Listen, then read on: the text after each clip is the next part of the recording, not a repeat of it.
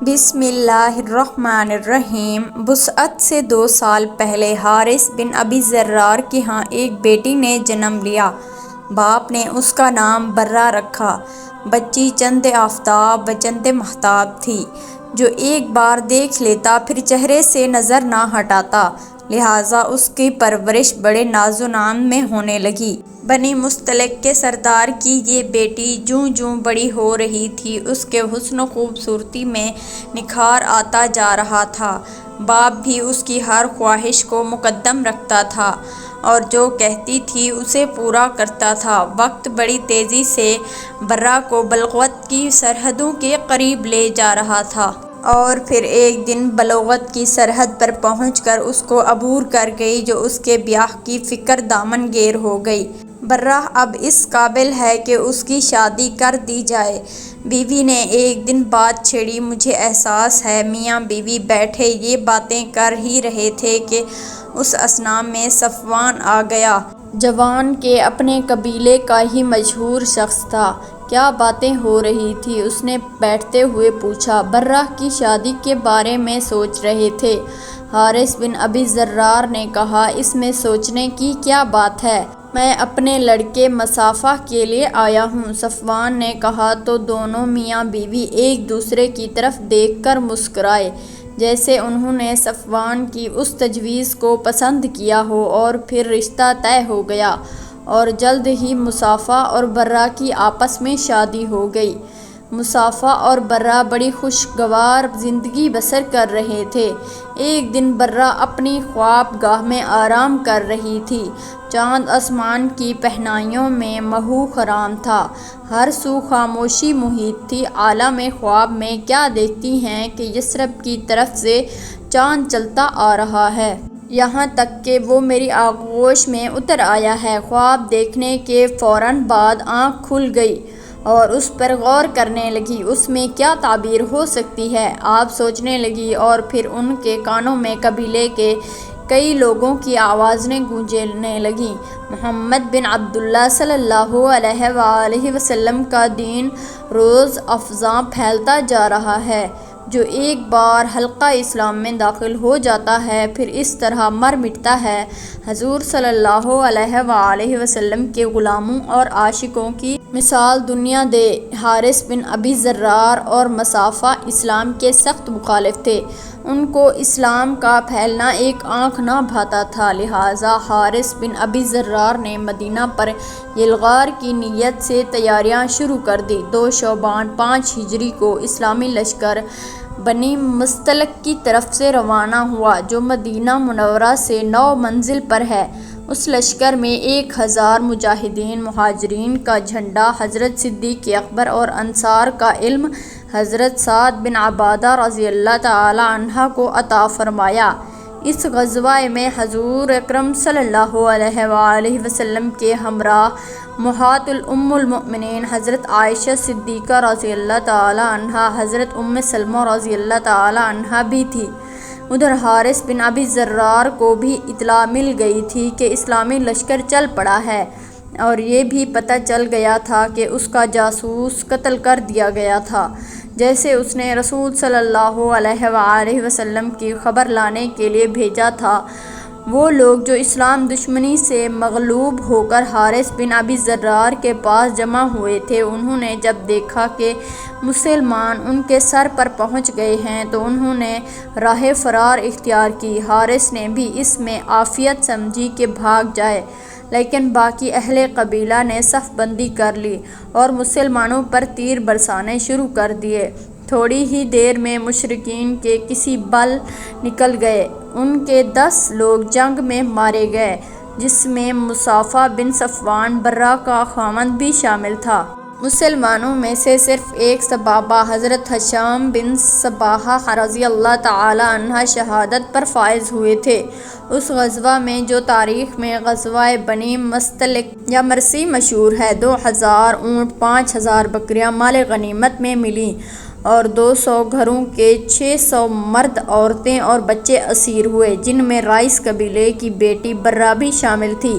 مال غنیمت کو مجاہدین میں بانٹ دیا گیا اور قیدیوں کو لوگوں میں تقسیم کر دیا گیا۔ برہ بنت حارث رضی اللہ تعالی عنہا حضرت ثاقب بنت قیس بن شماس رضی اللہ تعالی عنہا اور ان کے چچا زاد بھائی کے حصے میں آئی۔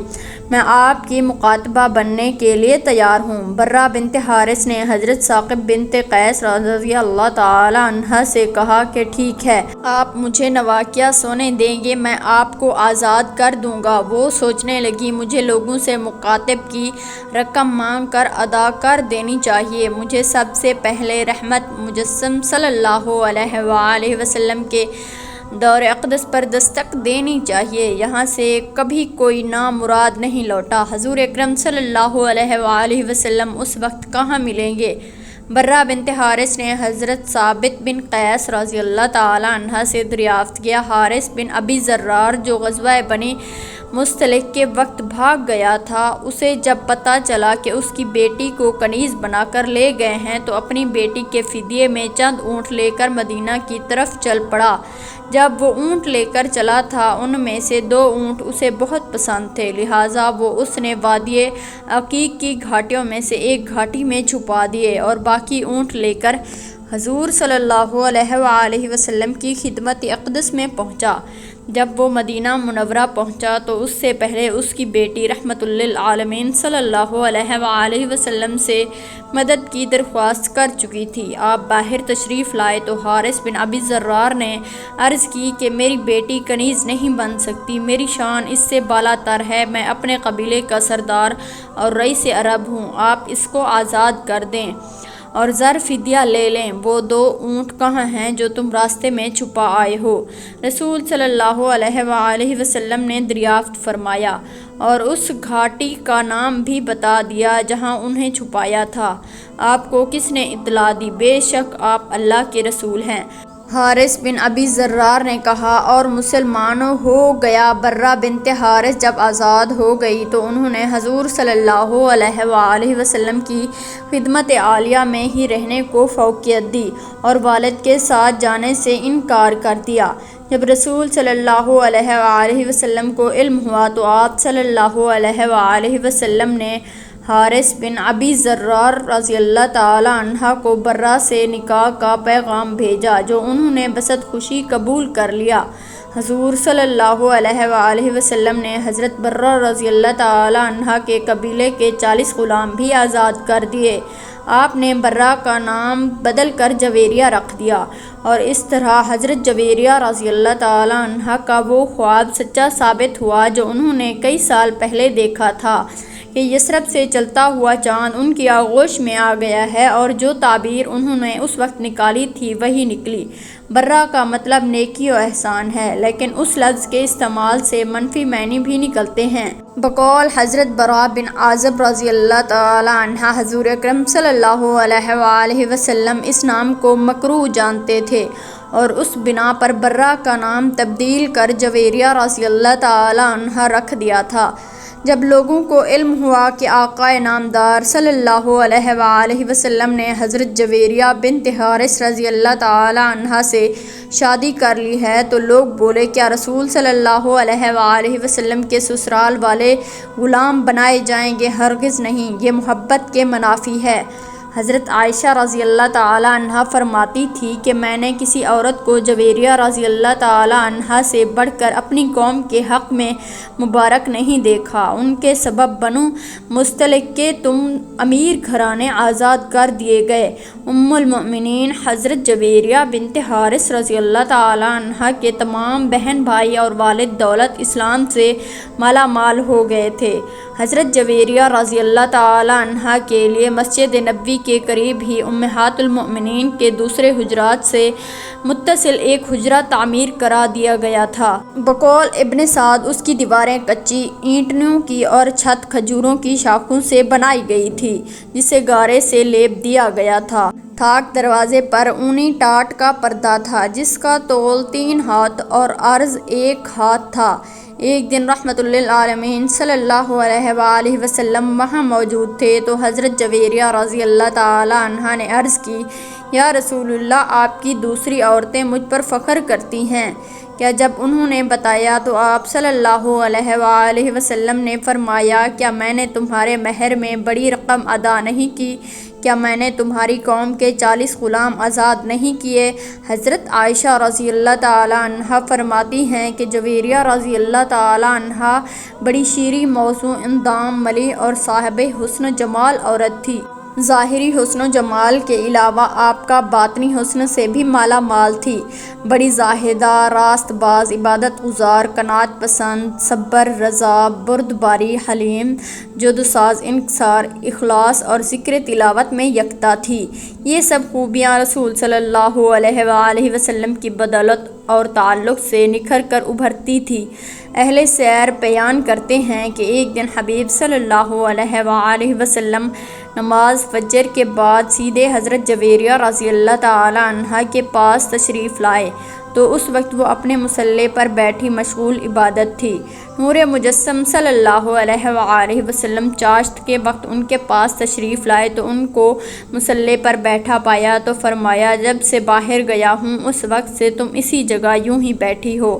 عرض کی، یا رسول اللہ، زوجہ محترمہ کی بات سنی تو ارشاد فرمایا، جس وقت سے میں تمہارے پاس سے گیا ہوں اب تک 4 کلمے میں نے پڑھے ہیں، اگر ان کو ان کے ساتھ موازنہ کیا جائے جو تم نے اب تک پڑھے ہیں تو یقیناً وہ 4 کلمے وزنی ہوں گے۔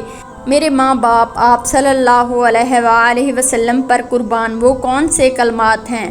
اے اللہ کے حبیب صلی اللہ علیہ وآلہ وسلم۔ حضرت جویریہ بنت حارث رضی اللہ تعالیٰ عنہا نے عرض کی اور ہمتاً گوش ہو گئی۔ ام المؤمنین سیدہ حضرت جویریہ بنت حارث رضی اللہ تعالیٰ عنہا روحانی اور تزکیہ نفس کی خاطر نفلی روزے کا خاص اہتمام فرماتی تھی، خاص طور پر جمعۃ المبارک کو روزہ رکھتی تھی۔ ایک مرتبہ جمعۃ المبارک کو حضور صلی اللہ علیہ وآلہ وسلم ان کے ہاں تشریف لے گئے۔ اس دن ان کا روزہ تھا۔ پوچھا، گزشتہ کل روزہ رکھا تھا؟ نہیں یا رسول اللہ۔ انہوں نے جواب دیا، کیا آنے والے کل کو روزہ رکھنے کا ارادہ ہے؟ رسول صلی اللہ علیہ وآلہ وسلم نے دریافت کیا، جی ارادہ تو نہیں ہے۔ حضرت جویریہ رضی اللہ تعالیٰ عنہا نے عرض کیا، سنا تو فرمایا افطار کر دو۔ حکم کی دیر تھی کہ انہوں نے روزہ اختیار کر لیا۔ اس سے امت کی تعلیم مقصود تھی کہ کسی خاص دن کو نفلی روزے کے لیے مخصوص نہیں کر لینا چاہیے تاکہ یہود و انصار کے ساتھ مشابہت کا معجب نہ ہو جائے، کیونکہ وہ معین دن کی تعظیم کرتے ہیں۔ یہ معین دن ہفتہ اور اتوار ہے، نیز روز جمعہ روز عید ہے، جیسا کہ حدیث پاک میں وارد ہوا ہے کہ لہٰذا اس دن روزہ رکھنا مناسب نہ ہوگا۔ ایک مرتبہ رسول صلی اللہ علیہ وآلہ وسلم حضرت جویریہ رضی اللہ تعالیٰ عنہا کے گھر تشریف لے گئے اور پوچھا، کچھ کھانے کو ہے؟ میری کنیز نے صدقے کا گوشت دیا تھا، وہی رکھا ہے، اس کے سوا اور کچھ نہیں۔ انہوں نے عرض کیا تو فرمایا، اسے اٹھاؤ کیونکہ صدقہ جس کو دیا گیا تھا اس کو پہنچ چکا۔ ام المؤمنین سیدہ جویریہ بنت حارث رضی اللہ تعالیٰ عنہا حضور اکرم صلی اللہ علیہ وآلہ وسلم کی زوجیت کے نور سے بھرپور فضاؤں میں بے مثل زندگی گزار رہی تھی۔ وہم و گمان میں بھی نہ تھا کہ یہ حسین و خوشگوار زندگی صرف 6 سالوں پر محیط ہے اور ان کے بعد وہ بیوی کی جدائی کا داغ دے کر اپنے رفیق اعلیٰ کے پاس تشریف لے جائیں گی۔ جب رسالت مآب صلی اللہ علیہ وآلہ وسلم نے وصال فرمایا تو دنیا اندھیرا ہو گئی۔ یقین نہیں آتا تھا کہ آنکھیں جو دیکھ رہی ہیں وہ حقیقت ہے۔ دل میں ہول اٹھتا تھا، آنکھوں سے اشک رواں تھے، لیکن لبوں پہ یہ الفاظ تھے، اے باری تعالیٰ، تو جس حال میں بھی رکھے میں ویسے ہی راضی ہوں، مجھے حوصلہ عطا فرم۔ اس وقت ان کی عمر مبارک 26 سال تھی۔ زندگی کی طویل راہیں سامنے پھیلی ہوئی تھی۔ تھوڑے ہی فاصلے پر حجرہ عائشہ صدیقہ رضی اللہ تعالیٰ عنہا میں محبت کرنے والا شوہر، اللہ کا محبوب رحمت للعالمین اور خاتم الانبیاء صلی اللہ علیہ وآلہ وسلم ابد آرام فرما رہے تھے جب فراق جدائی کی کسب بہت بےتاب کر دیتی اور ملاقات کو دل چاہتا تو ام المومنین سیدہ حضرت جویریہ رضی اللہ تعالی عنہا اپنے حجرے سے نکل کر حجرہ عائشہ صدیقہ رضی اللہ تعالی عنہا میں تشریف لے جاتی، سلام کرتی، قدموں میں بیٹھ جاتی، بے اختیار آنکھوں میں آنسوں کے ستارے جھلملانے لگتے، دل میں باتیں کرنے لگتی، یوں احساس ہوتا جیسے محبوب رب صلی اللہ علیہ وآلہ وسلم قریب بیٹھے باتیں سن رہے ہوں۔ دل تو نہیں چاہتا تھا کہ وہاں سے اٹھیں، لیکن بادل نخواستہ اٹھنا پڑتا اور پھر اپنے حجرے میں تشریف لے جاتی اور یاد الہی میں مصروف ہو جاتی۔ حالات کچھ بھی تھے لیکن امہات المؤمنین صلی اللہ علیہ وآلہ وسلم جو موجود تھی ان کی بدرجہ اعلی عزت تکریم کی گئی، ان کی ضروریات کا دھیان رکھا گیا، ان سے رہنمائی حاصل کی گئی اور ہر خلیفہ کی یہ کوشش رہی کہ ان کو کوئی تکلیف نہ پہنچے۔ حضرت امیر معاویہ رضی اللہ تعالی عنہ تو امہات المؤمنین رضی اللہ تعالی عنہ کی خدمت باعث افتخار سعادت سمجھتے تھے۔ انہوں نے حضرت سیدنا جویریہ رضی اللہ تعالی عنہ کا سالانہ وظیفہ 12,000 مقرر کر رکھا تھا، اس کے علاوہ بھی تحائف ارسال کرتے رہتے تھے۔ حضور صلی اللہ علیہ وآلہ وسلم سے سیدہ حضرت جویریہ رضی اللہ تعالی عنہ کو جدا ہوئے 45 سال ہو گئے، اس وقت ان کی عمر 71 سال تھی، جو ربیع الاول 56 ہجری کا واقعہ ہے۔ سوچ رہی تھی کہ اس مہینے میں آقائے نامدار صلی اللہ علیہ وآلہ وسلم سے جدا ہوئی تھی۔ یہاں پہنچ کر ان کی سوچیں گہری ہو گئی۔ محبت اور اتباع کی یہ بھی صورت تھی کہ اس مہینے بلاوا آ جائے، اور پھر بلاوا آ گیا۔ طویل جدائی کے بعد اب اصل کا وقت آ گیا تھا۔ آپ صلی اللہ علیہ وآلہ وسلم پہلے سے تیار تھیں اور پھر روح قفس انصری سے پرواز کر گئی۔ ان دنوں حضرت امیر معاویہ رضی اللہ تعالی عنہ کی طرف سے مدینہ منورہ میں مروان بن حکم تھا۔ انہوں نے ام المومنین سیدہ حضرت جویریہ بنت حارث رضی اللہ تعالی عنہ کی نماز جنازہ پڑھائی اور جنت البقیع میں دفن ہو گئیں۔ کتب معتبر میں ان سے 7 احادیث مروی ہیں، جن میں سے 2 بخاری شریف میں، 2 مسلم شریف میں اور 3 دیگر کتب میں شامل ہیں۔ آپ رضی اللہ تعالی عنہ کے بہن بھائی بھی مسلمان ہو گئے تھے۔ ان کے بھائی حضرت عمر بن حارث رضی اللہ تعالی عنہ سے ایک حدیث پاک مروی ہے، کہتے ہیں اللہ کی قسم رسول صلی اللہ علیہ وآلہ وسلم نے وصال کے وقت نہ دینار چھوڑا، نہ درہم، نہ غلام، نہ لونڈی اور نہ کوئی اور چیز، صرف ایک سفید خچر تھا یا ہتھیار تھے یا کچھ زمین تھی جسے آپ نے صدقہ فرما دیا۔ حضرت عمر بن حارث رضی اللہ تعالی عنہ کی بہن سے بھی درج ذیل حدیث مروی ہیں۔ رسول صلی اللہ علیہ وآلہ وسلم نے فرمایا کہ دنیا بظاہر بڑی شاداب اور شیریں معلوم ہوتی ہے، اللہ ہمیں نیکوکاروں میں شامل فرمائے اور ہمارا خاتمہ ایمان پر فرمائے، آمین۔